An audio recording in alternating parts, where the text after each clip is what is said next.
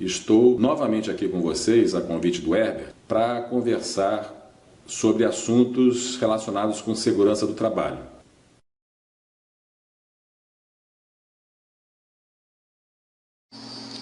Bem, vamos começar com um assunto que ganha cada vez mais destaque no Brasil, apesar de já ser abordado na Europa e nos Estados Unidos há mais de 20 anos. Esse assunto é a comunicação de riscos. É um assunto muito complexo, com várias vertentes. Nós vamos abordar uma especificamente aqui. E a comunicação de riscos, ela surgiu para informar sobre os riscos para a saúde e segurança que as pessoas estão expostas. E o crescente interesse público pelas questões ambientais, de saúde e segurança, vem impondo às empresas uma revisão de sua estratégia de gestão de riscos, com a comunicação de riscos tornando-se um dos elementos decisivos nesse gerenciamento. A comunicação de riscos, ela pode ser elaborada visando diversos objetivos, como, por exemplo, alertar o público para um risco específico, ou, o contrário, acalmar o público para um risco específico. Ele pode também ter um objetivo de informar sobre a revisão de estimativas de riscos, mudar o comportamento das pessoas, auxiliar ou buscar auxílio, buscar a participação pública e governamental no processo decisório, pode também superar oposição pública e governamental às decisões e garantir a sobrevivência da organização. De um modo mais genérico, os objetivos de uma comunicação de risco são alocados em 6 categorias. A primeira categoria é a de educação e informação. É essa que nós vamos trabalhar mais aqui hoje. A segunda categoria é o aprimoramento do conhecimento público. A terceira categoria, mudanças de comportamento e ações preventivas. A quarta categoria, metas organizacionais. A quinta categoria, metas de cunho legal. E a sexta categoria, resolução de problemas e conflitos. Pelos exemplos anteriores, a gente pode observar que os objetivos de uma comunicação de risco são, em muitos casos, antagônicos. Quer dizer, às vezes ele pode pedir coisas totalmente diferentes de um objetivo em relação ao outro. Por isso, não há um modelo único para o planejamento da comunicação de riscos, exigindo uma solução específica para cada situação. Então, esse é um tema muito complexo, com muitos subtemas, muitos desdobramentos. Então, aqui vamos nos restringir em como podemos aumentar a qualidade da informação que passamos para os nossos colaboradores, de forma a melhorar o desempenho de todos com relação à segurança do trabalho.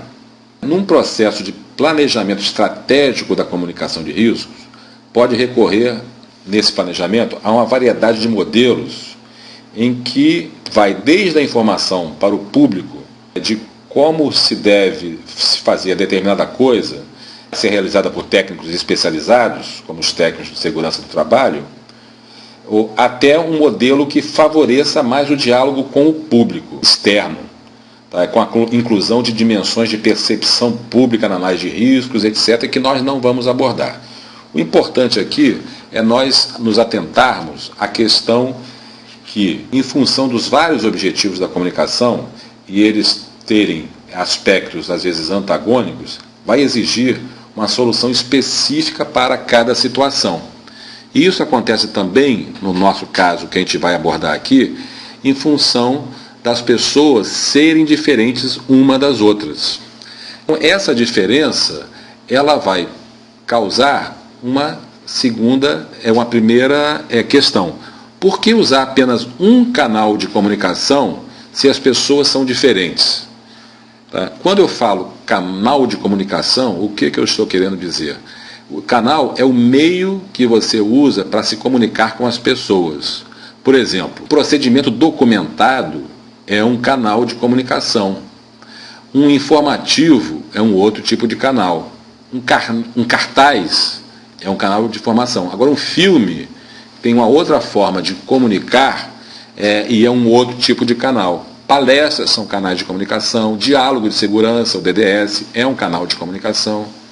Então, assim, fazer um treinamento com base apenas em um canal de comunicação, por exemplo, na leitura de um documento, que a gente conhece como autotreinamento, ele não será eficaz para todos os colaboradores, mas apenas para os colaboradores que possuem facilidade de leitura e de interpretação de texto.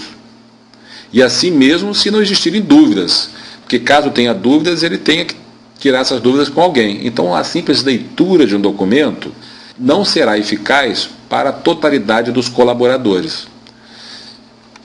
Por isso que, assim como as pessoas são diferentes umas das outras, é importante que você use vários canais de comunicação, porque um deles atingirá o colaborador.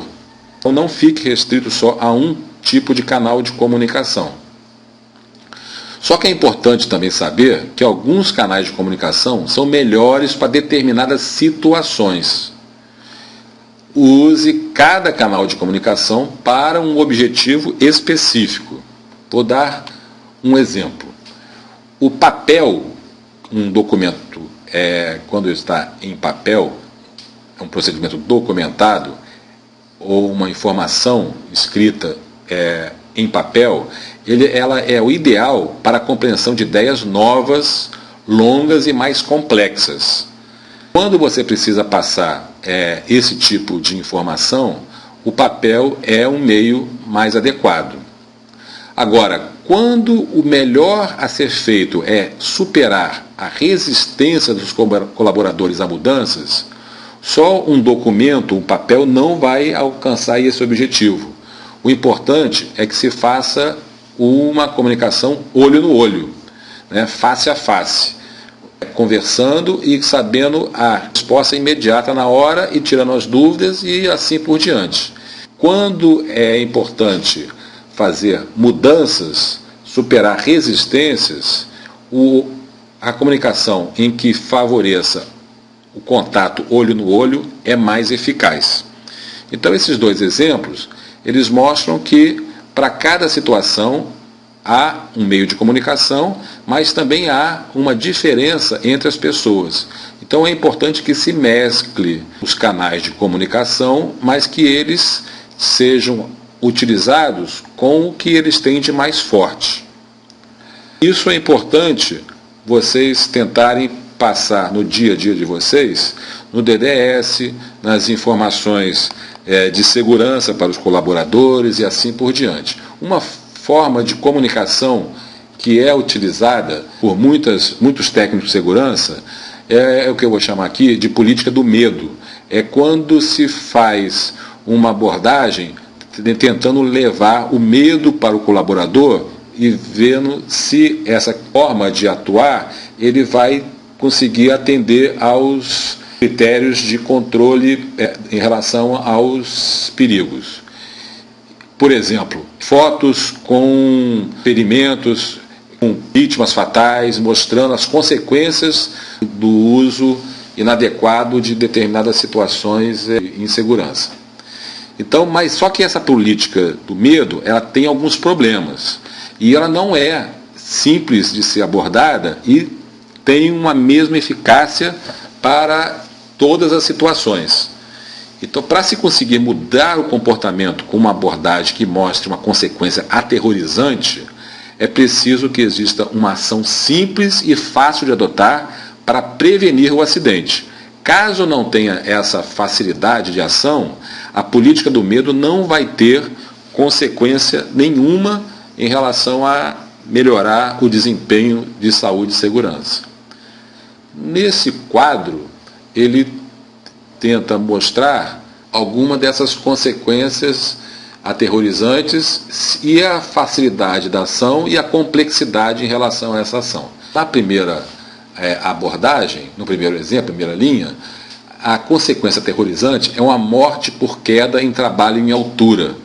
Qual é a ação recomendada para o colaborador? Usar dispositivos de segurança adequados para o serviço. Então é uma situação com a complexidade de ação simples e fácil. Então o colaborador não tem por que fazer o uso dessa ação. Um outro exemplo de complexidade de ação simples e fácil é a perda de visão por projétil no globo ocular. Essa ação ela é simplesmente usar o óculos de segurança, como o EPI, também simples e fácil de a ação ser implementada. Outra consequência aterrorizante é a terceira linha, morte por AIDS. Qual é a ação? Usar camisinha. Complexidade simples e fácil. Uma outra situação de complexidade simples e fácil é a consequência aterrorizante, morte em acidente de carro. Qual é a ação? Usar cinto de segurança. É fácil de colocar essa ação. Agora, a consequência aterrorizante seguinte, que é o câncer no pulmão por fumar, muitas vezes ele tem como ação exigir que se pare de fumar. Então se mostra a política do medo, mostrando fotos no cigarro da pessoa com câncer, o pulmão mostrando que está deteriorado, a pessoa na cama, deitada com a família do lado, ele moribundo, etc. Agora, esse tipo de ação, parar de fumar, para quem é fumante e conhece fumante, sabe que não é de fácil implementação. Com essa política do medo, em que a complexidade da ação é difícil, ela não surte o efeito que se espera. A pessoa não vai parar de fumar mostrando consequências aterrorizantes de quem fuma. Essa ação não é eficaz. Outra ação que não é eficaz é no caso que aconteceu no país há algum tempo atrás, da morte por vírus da influenza H1N1.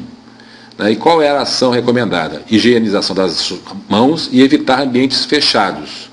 Isso, para quem trabalha em ambientes em que tenha influência no ar, é muito difícil implementar, porque a pessoa tem que trabalhar lá e higienizar as mãos. Pode ser feito, mas quem está manipulando sempre está precisando sempre ter contato com as mãos e a exposição ao vírus. Então também a complexidade da ação é muito difícil, caso ela seja apenas higienização das mãos e evitar ambientes fechados. Qual seria a ação adequada nesse caso, para morte por vírus de influenza H1N1?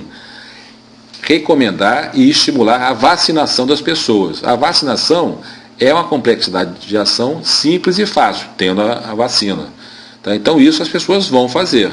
Agora, recomendar como ação a simples higienização das mãos e evitar ambientes fechados, na prática, ela é de difícil implementação. Esse quadro tenta mostrar que, ao selecionar uma ação para evitar uma consequência aterrorizante, é preciso antes avaliar a complexidade dessa ação. Se a ação for de difícil implementação, fuja dessa ação. Procure ações em que a implementação seja simples e fácil. Para encerrar esse tema, vamos falar aqui da primeira moral da história. A comunicação de riscos, que serve para uma pessoa, pode não servir para outra, como mostra essa charge abaixo. E a segunda moral da história, escolha sempre a ferramenta mais adequada para cada situação.